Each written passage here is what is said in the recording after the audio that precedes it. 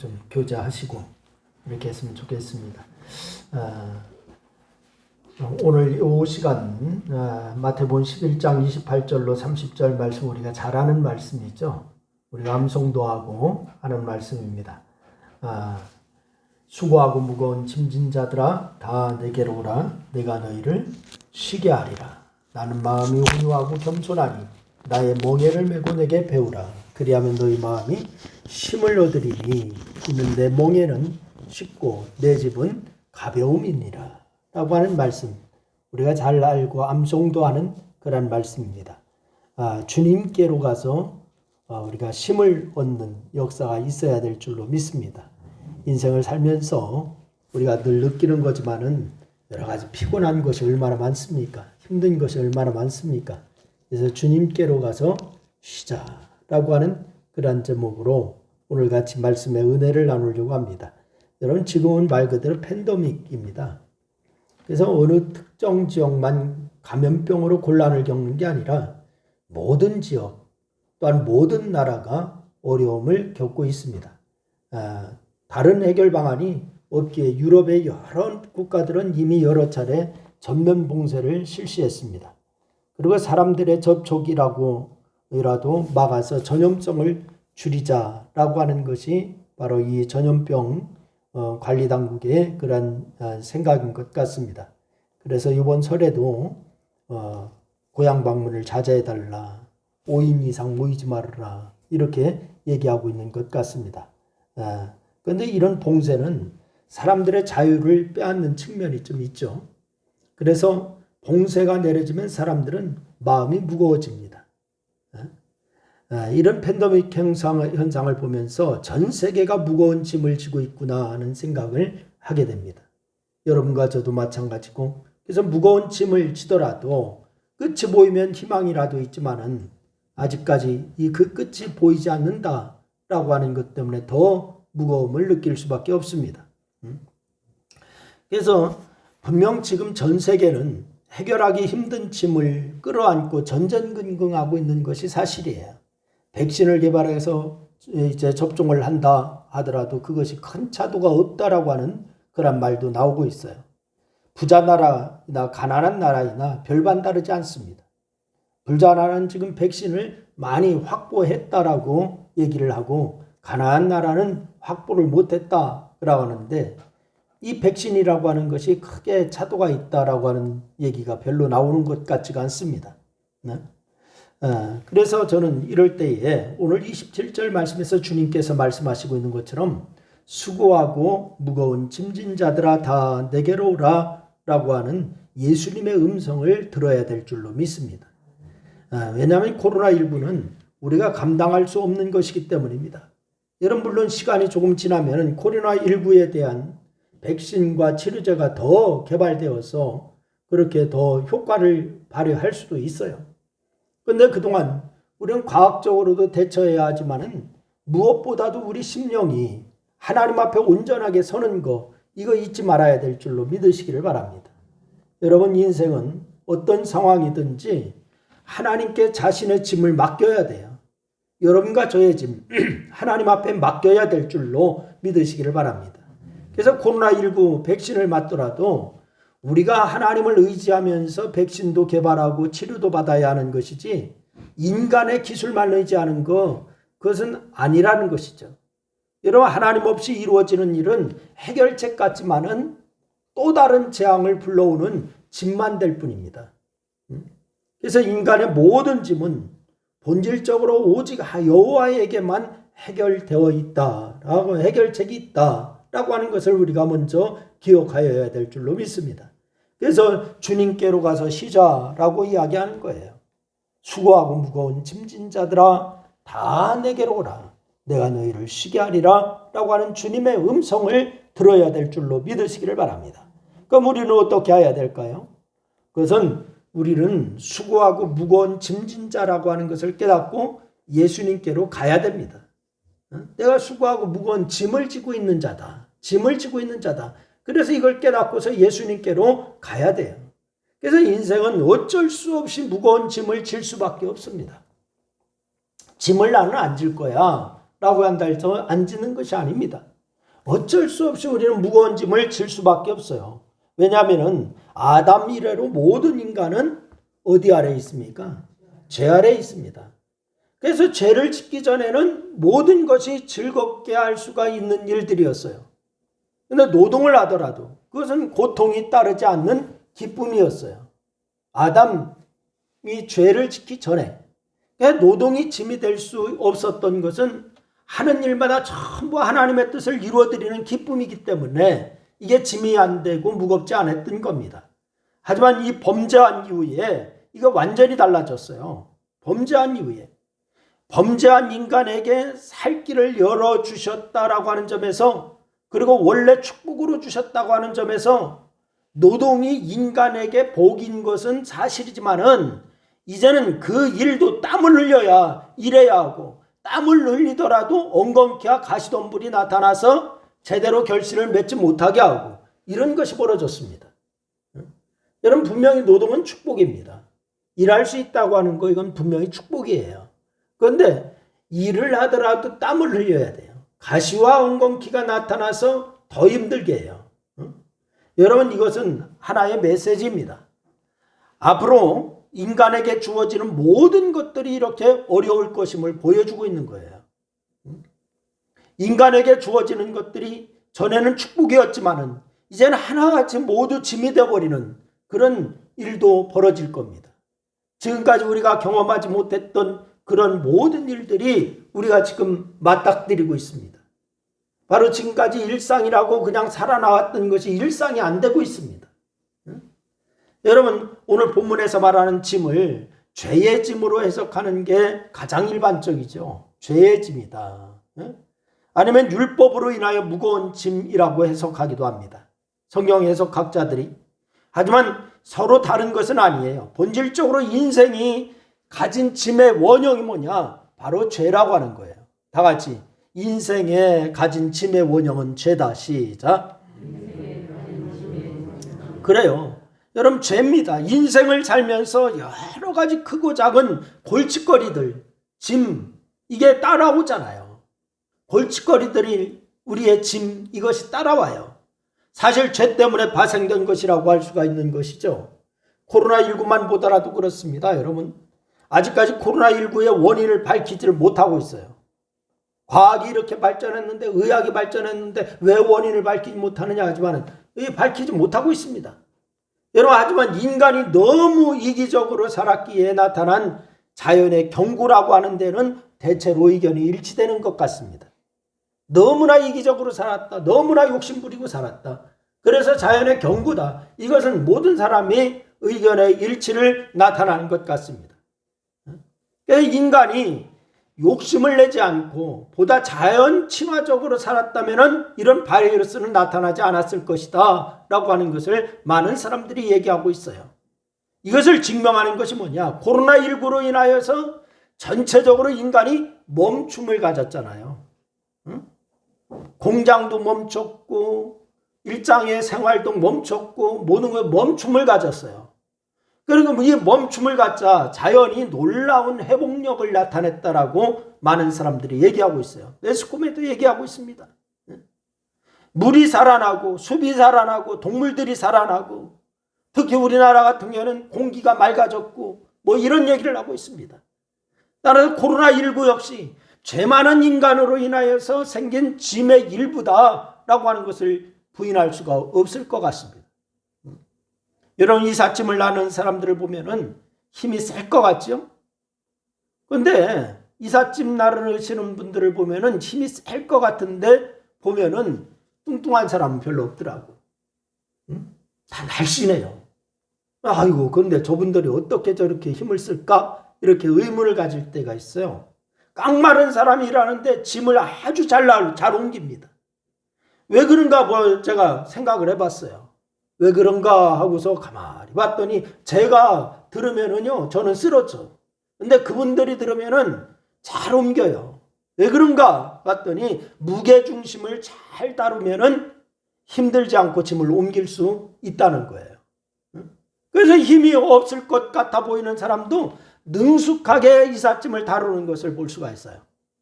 이렇던 무거운 것도 그것을 다루는 요령만 있다면은 가볍게 다룰 수가 있다라고 하는 것을 그분들을 통해서 느낄 수가 있습니다. 그렇다면은 우리 인생이 가지고 있는 짐은 어떤 그런 요령으로 가볍게 할 수가 있을까요?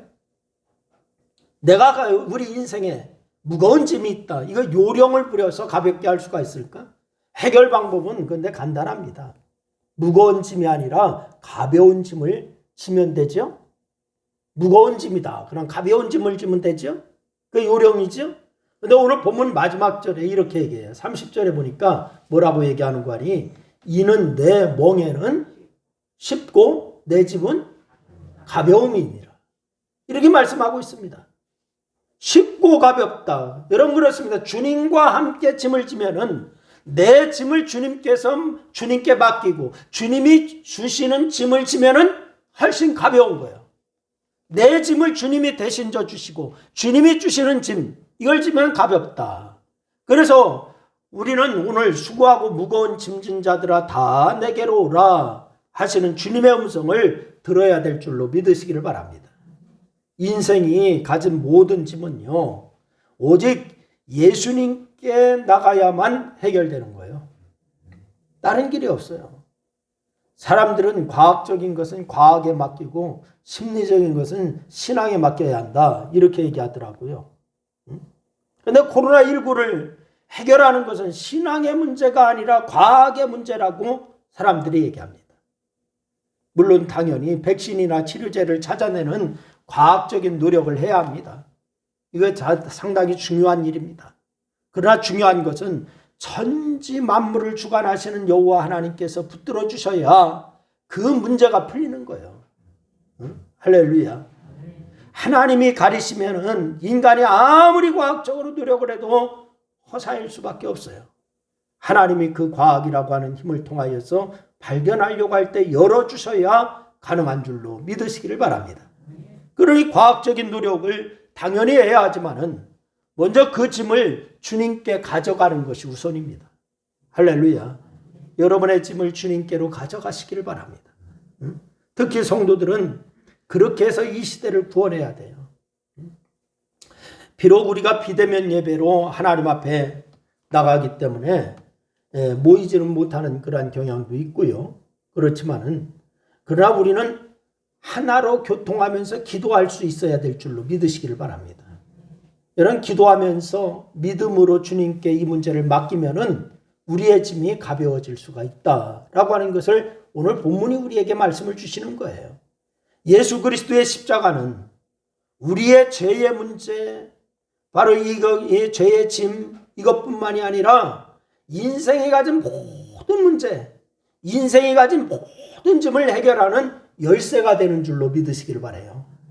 그래 반대로 예수님께 나가지 않고는 그 어떤 문제도 본질적으로 해결되지 않는다고 하는 것을 우리가 잊지 말아야 됩니다.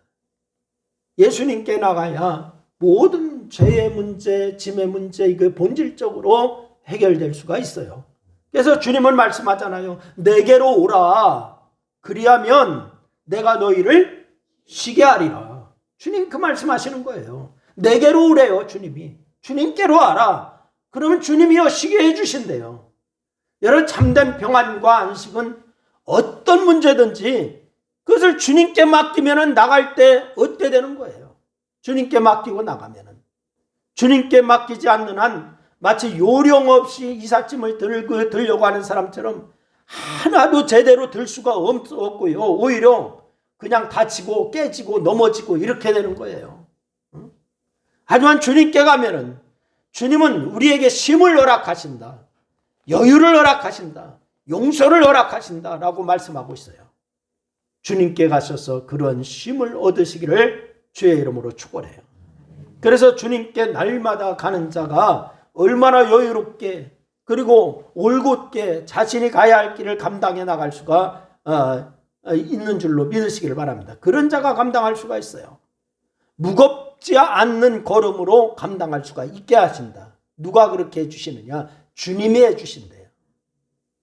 여러분 우리는 우리 자신이 수고하고 무거운 짐을 진 자들이라고 하는 점을 우리가 깨달아야 됩니다. 여러분나 저나 이 수고하고 무거운 짐을 진 자예요. 그리고서 이 짐을 예수 그리스도의 십자가 앞에 나가기 전에 결코 꼼짝달싹할 수 없을 정도로 무겁다는 것을 우리가 알아야 합니다. 주님 앞에 나가서 맡기지 않는 한 이 짐이 너무너무 무거워요. 그래서 오직 예수 그리스도께 나갈 때만이 우리는 힘을 얻을 수가 있고 또 가벼워질 수가 있다라고 성경은 우리에게 말씀하고 있는 것을 믿으시길 바라요. 그러니 지금 바로 주님께 우리가 맡겨야 될 줄로 믿으시기 바랍니다. 맡깁시다. 아멘. 두 번째는 우리는 주님의 멍에를 메고 주님께 배워야 돼요. 주님의 멍에를 메고. 여러분, 세상이 그렇지만은 성도들도 이기적이죠. 세상도 이기적이지만은 사실 톡 까놓고 얘기해서 성도라고 이기적입니까? 아닙니까? 예? 아니, 전혀 아닌 척하고 앉아 계시네. 이기적이 아니에요. 이기적입니다. 항상 무언가를 얻으려고만 합니다. 받으려고만 합니다. 은혜 받을 줄만 알지 은혜를 나눌 줄을 잘 몰라요. 축복을 받을 줄만 알지 그 복을 나눠서 하나님께 영광이 되게 하는데 사실 우리가 인색합니다. 그래서 종종 예배하는 것을 보면은 자기 욕심으로 가득 차 있는 경우를 볼 수가 있습니다. 이번 코로나 감염이 집단적으로 일어난 문제에서 교회가 책임을 면하기는 좀 어려워요. 그런데 더 억울한 점이 있죠. 왜? 보건당국에서 공식적으로 얘기했어요. 대면 예배에서 발병된 거 하나도 없다라고 공식적으로 얘기를 했어. 그럼에도 불구하고 교회하고 떠들고 있잖아요. 그러니까 이게 참 어렵고 그럼 책임이 전혀 없냐? 책임 없다라고도 할 수는 없어요. 대면 예배를 고집하는 교회들을 대면 예배 드리는 거 비판하고 싶지 않습니다. 그런데 세상 사람들은 많이 비판합니다. 그런데 또 그런 교회 관련 단체에서 접촉되고 발병된 것은 몇 프로냐? 7%래. 그런데 방송에서는 그냥 떠들기를 어떻게 떠냐? 44%라고 떠들어. 그러니까 억울한 점이 물론 있잖아요. 대면 예배에서는 공식적으로 그 질병관리본부에서 발표하기를 대면 예배에서 발병된 것은 한 건도 없다라고 발표를 했고요. 여러분, 예배를 소중하게 여기는 마음이 얼마나 귀합니까? 그런데 왜 마스크를 쓰지 않았나 하는 것에 대해서는 책임을 회피할 수는 없어요. 그런데 왜 굳이 식사를 하나요? 식사하는 데에 감염된다잖아. 응? 그러니까 따로따로 멀찌감치 떨어져서 이제 조리해가지고 다 같이 모여서 먹는데 그런 데에 감염된다잖아. 교회발 감염, 집단 감염, 대체로 부주의의 모습이다라고 하는 것에 이걸 얘기한다라고 우리가 뭐라고 할 수 없을 것 같아. 사실 교회는 이럴 때 더욱 엄격하게 보건건강관리 잘 해야 됩니다. 그래서 이웃에게 감염병을 전달하는 자가 되지 않고 오히려 전달을 차단하는 자가 되어야 되죠. 이거 바로 우리의 할 일이에요. 그런데 믿음이라고 이야기하지만은 자기 욕심으로 나가는 모습 때문에 이 사회에 피해를 주는 그런 부끄러운 모습이 우리에게 간혹 있다라고 하는 것을 부인할 수가 없어요. 하나님의 뜻은 감염병이 있을 때 교회는 희생하는 자가 되기를 바라요.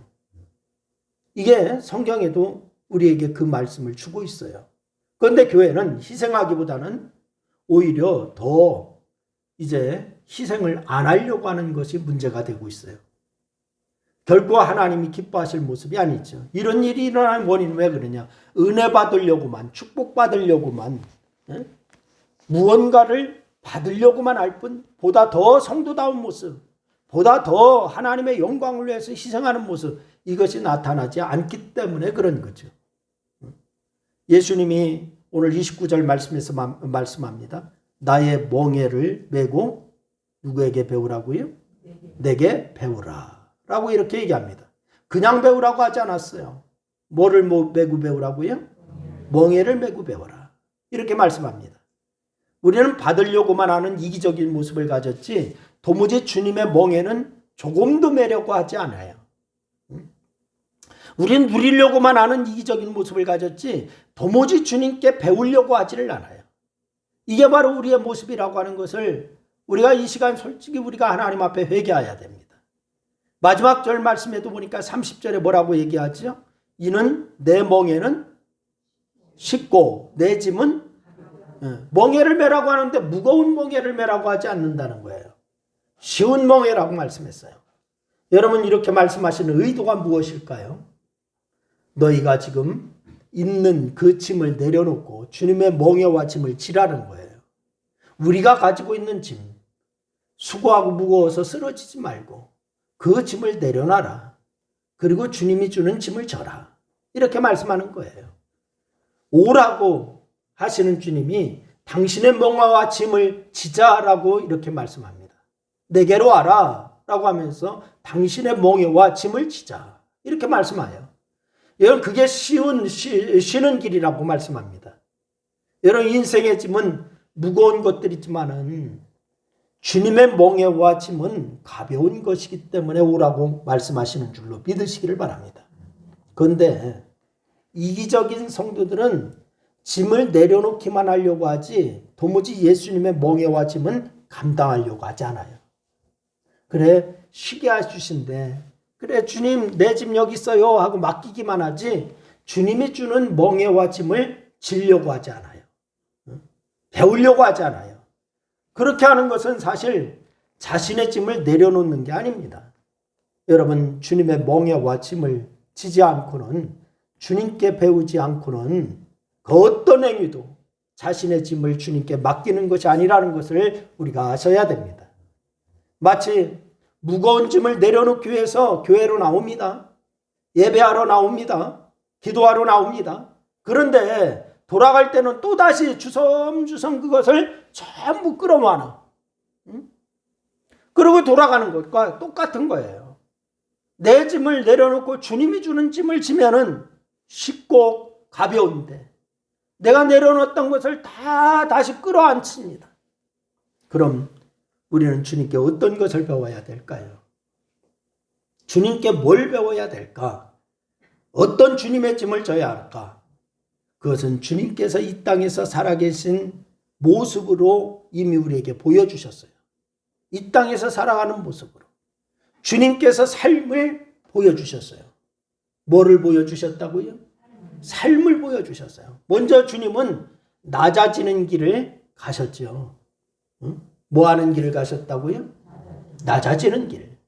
말씀이 육신이 되는 것 자체가 낮아지는 거예요. 그분이 뭐 하려고 육신을 입고 이 땅에 오셔서 그 태어날 때에도 가장 천한 마국간에서 태어나고 그 십자가를 지고 그렇게 하실 필요가 뭐가 있어요? 주님은 하늘 보좌에서 영광만 받으셔도 되는 분이에요. 영광을 받으시는 입장만 생각한다면 굳이 이 땅에 내려오실 이유가 없잖아요. 이 땅에 내려올 이유가 있습니까? 하지만 아버지와 영원한 약속을 하셨어요. 이 땅에 육신으로 오셔서 죄인들을 위해서 십자가를 지기로 주님께서 약속을 하셨어요. 그 약속을 그대로 이루시기 위해서 주님은 하늘 보좌를 내려놓고 이 땅에 오셨어요. 그러니 주님을 영접한 자로서 우리는 언제나 낮아지는 삶을 살아야 될 줄로 믿으시기를 바랍니다. 낮아지는 삶. 성도가 높아지려 하고 대접받으려고 하는 것은 은혜롭지 못합니다. 여러분, 주님께서 가신 길과는 다르기 때문에 그렇습니다. 주님의 멍에를 매야 합니다. 성도도 낮은 자리로 임하는 자가 되어야 될 줄로 믿으시기를 바랍니다. 두 번째는 여기서 가난한 자들을 찾아가야 된다라고 얘기했어요. 주님은 늘 가난한 자들을 찾으셨죠. 주님은 언제나 어린아이, 과부, 고아, 세리, 창기 이들 함께 하셨어요. 그런데 당시대에 꺼리는 사람들입니다. 이 사람들은. 당시대의 사람들이 정말 꺼리는 사람들. 사회적인 약자예요. 그런데 주님은 이런 자들에게 가셔서 그들의 친구가 되주셨다. 이렇게 얘기했습니다. 친구래요. 여러분, 그렇다고 자선을 베풀라는 게 아니에요. 이게 자선은 있는 사람이 없는 사람을 동정하는 것이 자선입니다. 그러니까 이걸 또 가난한 자들과 함께 해야 된다 그러면은 성도들이 계속 오해하기를 자선을 베풀어야 되나? 이렇게 오해를 해요. 그러나 그것도 귀하지만은요, 주님은 그런 마음으로 가난한 자들에게 가신 것이 아닙니다. 말 그대로 그들과 더불어 먹고 마시기 위해서 가셨어요. 사실 주님이 가진 게 많이 있으셨나요? 이 땅에 계신 때에 주님이 가진 게 많았습니까? 없었어요. 그러니까 자선을 베풀려면 어떻게 자선을 베풀 수가 있겠습니까? 없지요. 그럼 우리가 주님의 멍에를 메는 일, 주님의 짐을 지는 일은 다른 게 아니에요. 약자들에게 가서 그들과 함께 먹고 마시는 일이에요. 그냥 함께 살아가는 거예요. 여러분, 선교에 대해서 얘기하는데 저는 선교가 뭐라고 얘기하느냐. 다른 사람들은 선교에 대해서 많은 정의를 하지만은 저는 선교는 그냥 가서 사는 게 선교라고 얘기합니다. 그냥 가서 같이 사는 게 선교다. 여러분, 우리가 교회 생활하면서 신앙생활하는 것도 여러분이 함께 사는 게, 그냥 함께 사는 게 신앙생활 하는 거예요. 여러분, 그들 편에 서고 그들의 마음을 하나로 하고 그들과 하나의 공동체를 이루고 그냥 함께 사는 거예요. 이게 선교고 이게 신앙이에요. 복음을 모른다고 복음 예수 믿어야 돼 이렇게 하는 거, 이것만 선교가 아닙니다. 예수 믿는 사람으로서 나는 예수 믿는 사람이다. 당신들과 함께 산다. 함께 이렇게 예수 믿는 사람이 이렇게 사는 것이다 하면서 살아나가는 겁니다. 그래서 여러분이 정말로 예수 안에서 주님의 복음을 들고 함께 사는 역사가 여러분에게도 있기를 주의 이름으로 부탁을 드립니다. 마지막으로 사랑해야 합니다. 뭐 해야 된다고요? 사랑해야 한다고요. 예수님의 십자가를 한마디로 이야기한다면은 죄인을 사랑하신 거였어요. 죄인을 사랑하시는 거. 그래서 예수님은 사랑으로 이 세상에 오셨고 사랑으로 세상을 구원하신 분. 그분이 바로 예수님이세요. 우리는 사랑이라고 하면은 너무 막연하게 생각하는 경향이 있습니다. 사랑이라고 하는 단어 자체가 막연하기 때문에 그래요. 사랑 그러면 이 단어가 사실은 막연한 단어예요. 그런데 주님이 사랑하신 그 사랑은 아주 간단합니다. 막연한 사랑이 아니고 뭐였는가? 자신을 희생하는 것이었어요. 뭐 하는 것이라고요? 희생하는 것. 사랑한다면 희생하게 되어 있어요. 주님은 십자가에서 자신의 생명을 희생하실 때까지 우리를 사랑하신 분이에요. 아멘. 여러분, 그러니 우리도 그의 멍에를 메고 주님께 배워야 될 줄로 믿으시기를 바랍니다. 증명되지 않는 말만의 사랑이 아니에요. 내가 사랑해 증명됩니까? 말로 사랑해 증명됩니까? 안 돼요. 증명되지 않는 말만의 사랑이 아니라 희생함으로써 보여지는 사랑, 이것을 주님이 요구하시는 거예요. 그래서 가족에게, 가난한 자에게, 이웃에게, 성도에게 우리가 이것을 앞으로 보여줄 수 있었으면 좋겠습니다. 그런데 가난한 자들과 함께하고 희생하는 것이 어렵지 않다라고 주님 말씀하죠. 그런데 우리는 굉장히 어려운 것 같은데 주님은 이게 어렵대요? 어렵지 않대요? 쉽고 가볍다. 이렇게 말씀하세요. 내 짐은 가볍다. 라고 말씀하세요. 이런 그렇습니다. 주님의 짐을 져보면 이것을 알게 되는 거죠. 주님의 멍에는 배우기가 쉽고 그래서 매기가 쉽습니다. 주님의 짐은 가벼워서 지기가 쉽습니다. 그래서 주님의 멍에와 짐을 지고 매는 자는 쉼을 얻는다 라고 얘기하고 있습니다. 여러분 한번 해볼 수 있기를 바랍니다. 아멘. 여러분 결코 어렵지 않다라고 주님 말씀하시잖아. 해보지 않고 어렵게만 생각하기에 우리가 주님과 멀리 떨어져 있는 것이에요.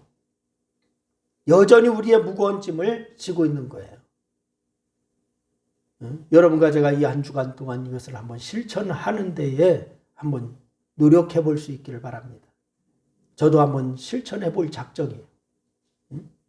여러분 지금 우리는 어렵고 힘든 시절을 지금 지나고 있어요. 우리에게 있는 짐이 무겁습니다. 이것을 혼자서 지고 가려고 하지 마시기를 바랍니다. 오기만 하면 바로 힘을 주시겠다라고 하시는 주님께로 갈 수 있기를 바랍니다. 그리고 그 멍에를 메고 그 짐을 지고 그에게 배울 수 있기를 바랍니다. 그러면 지금 어려워하는 이 시절을 넉넉히 이긴 자가 될 수가 있을 줄로 믿습니다. 그래서 늘 주님과 더불어 내 짐은 쉽고 가볍다라고 하신 이 주님의 말씀이 여러분의 몸소 체험되기를 주의 이름으로 축원합니다. 기도하겠습니다. 하나님 아버지, 은혜와 사랑을 고맙고 감사합니다. 오늘 우리에게 말씀하시기를 주님께로 가서 쉬라고 말씀하시는 주의 음성을 들었습니다. 내게로 오라라고 말씀하셨습니다. 내 짐은 쉽고 가볍다라고 말씀하셨습니다. 그 주님 앞에가 우리가 이제 힘을 얻는 그러한 복된 역사를 이루어 나갈 수 있도록 하나님 도와 주옵소서. 이 시간 함께 하셔서 감사하고 예수님의 이름으로 기도했습니다. 아멘. 아멘. 감사합니다. 이거 좀 끄세요. 536장.